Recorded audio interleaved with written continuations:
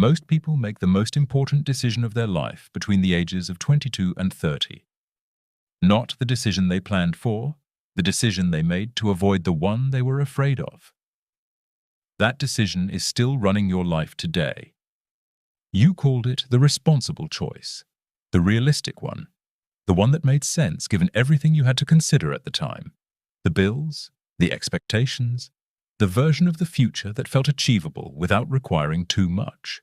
What you didn't call it, what you haven't called it since, is the choice you made because the other one scared you.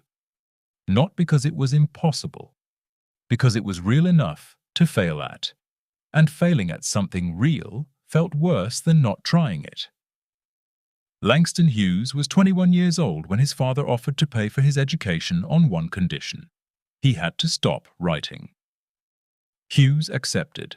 He spent a year at Columbia University studying engineering, miserable, before dropping out to work as a sailor, a cook, and a busboy, writing the entire time. In 1925, a poet named Vachel Lindsay found Hughes's poems left beside a dinner plate at a hotel in Washington, D.C., where Hughes was working. Lindsay read them publicly that night. The next morning, he found Hughes in the hotel to tell him what had happened. Hughes was carrying a tray of dirty dishes. He did not put it down during the entire conversation. Hughes took the safe bet at 21. The education, the condition, the path his father would fund.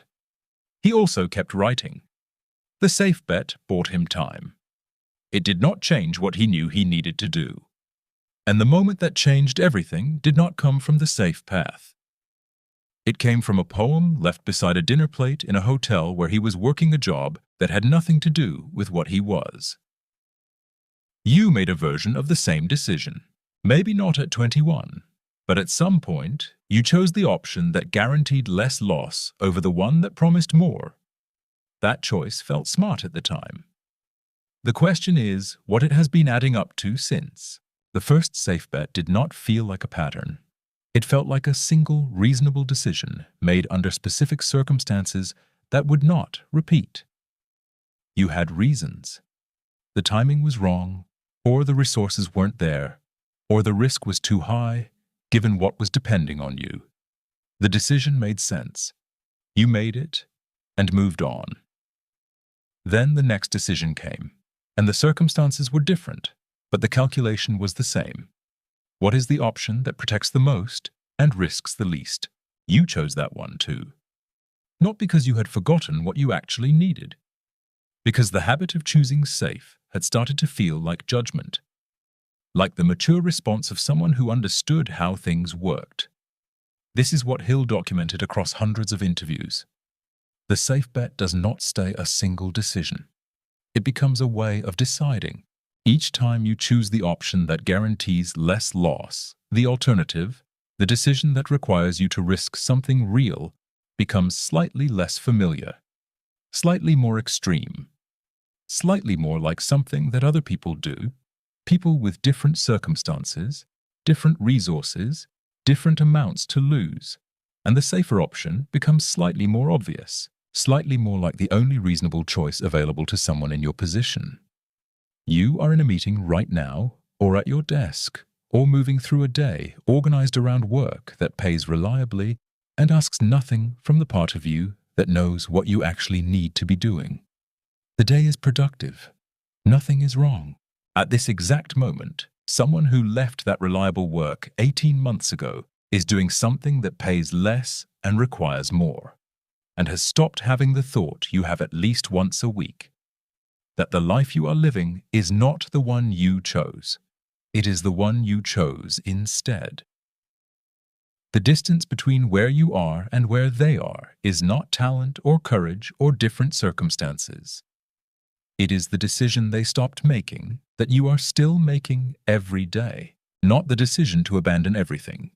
The decision about which option to choose when the safe one and the necessary one are not the same thing. They are rarely the same thing, and you already know which one you have been choosing. In a study of adults over 50, researchers asked one question. What is your greatest regret?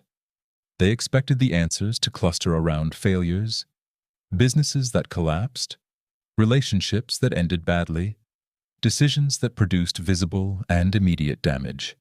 The answers did not cluster there. 72% of the regrets were not about things people had done. They were about things people had not done. Not failures, safe bets.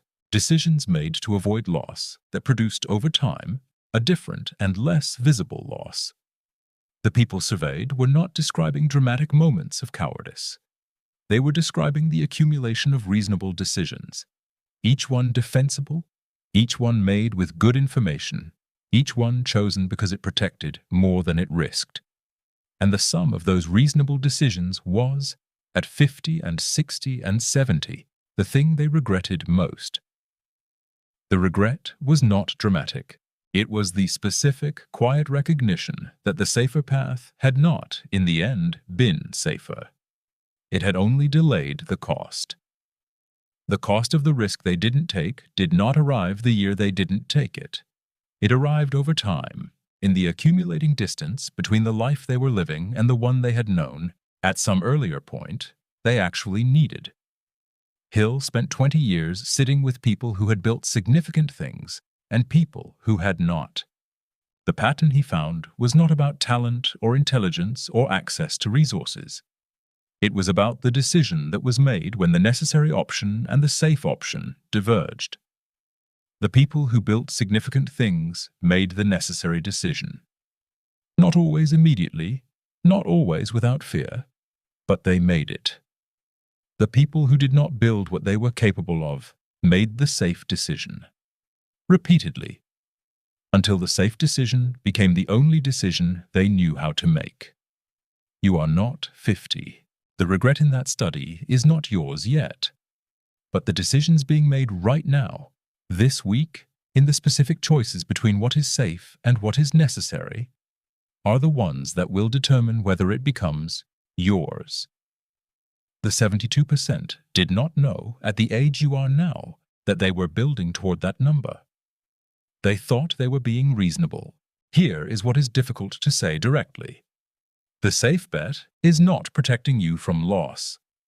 It is guaranteeing you a different kind, the kind that does not appear on any statement, does not show up in any single bad day, and does not announce itself until you look back across enough years to see what the accumulation of safe decisions actually added up to. You are not making safe bets because you are weak or afraid in any simple way. You are making them because you have made enough of them that the alternative has become unfamiliar. The decision that requires you to risk something real, to choose the necessary option when the safe one is available, has been made less often enough that it no longer feels like a normal decision. It feels like an extreme one, like something that requires extraordinary circumstances to justify. And the circumstances are rarely extraordinary enough. So, you wait, and the waiting produces another safe bet. And the pattern continues. Hill was precise about what this produces over time.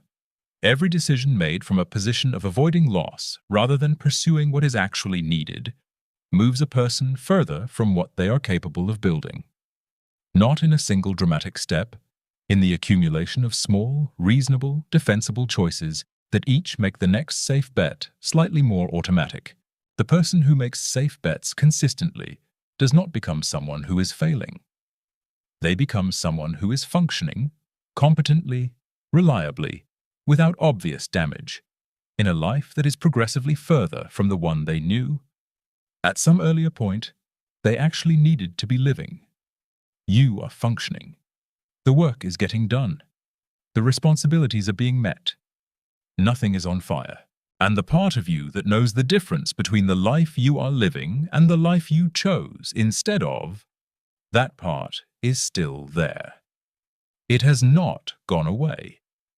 It shows up in the specific thought you have when a decision between safe and necessary appears, and you choose safe, and something in you registers, briefly and without drama, that you just did it again. That registration is not guilt. It is information. The safe bet is not protecting you from the cost of risk. It is accumulating a cost of its own, One you are already paying in the specific distance between where you are and what you know you actually need. At 28, he knew exactly what he wanted to build. Not vaguely, specifically. The work, the direction, the version of his days that would have required something real from him. He also knew the safer version, the salary, the title, the path that was clear and funded and unlikely to fail in any visible way. He chose the safer version. It was a reasonable decision. It made sense given what he had to consider at the time. At 45, he could describe exactly what the other path would have looked like, the work he would have done, the specific thing he would have built. He had never stopped knowing. He had simply spent 17 years making decisions that moved him further from it. Each one reasonable, each one safe, each one adding distance between where he was and what he had known at 28 he actually needed. The knowing had never left. Only the distance between the knowing and the deciding had grown. You are not 45.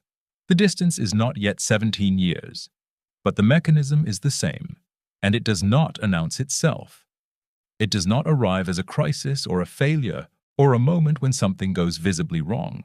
It arrives as a life that is functioning correctly, that has nothing obviously missing, that is producing exactly what safe decisions produce: stability, continuity, and the progressive accumulation of distance from what you actually need. Hill said that burning desire, the specific intensity of wanting something completely, to the point where the distance between where you are and where you need to be is unacceptable, is the starting point of all achievement. Not talent, not resources, not the right circumstances. The intensity of the desire. And the safe bet made consistently enough does not just delay what you want. It quiets the desire itself. It makes the distance feel acceptable. It turns what was once unacceptable into the current situation, which is manageable, which is fine, which is not what you needed, but is no longer far enough from it to feel urgent. The knowing is still there, the same knowing that was there at 22 or 28 or whenever the first safe bet was made. It has not disappeared. It has only been covered repeatedly by decisions that felt reasonable at the time. The question his life, and yours, leaves open is not whether you still know what you actually need. It is what you are going to do with what you know today, before another reasonable week becomes another reasonable year.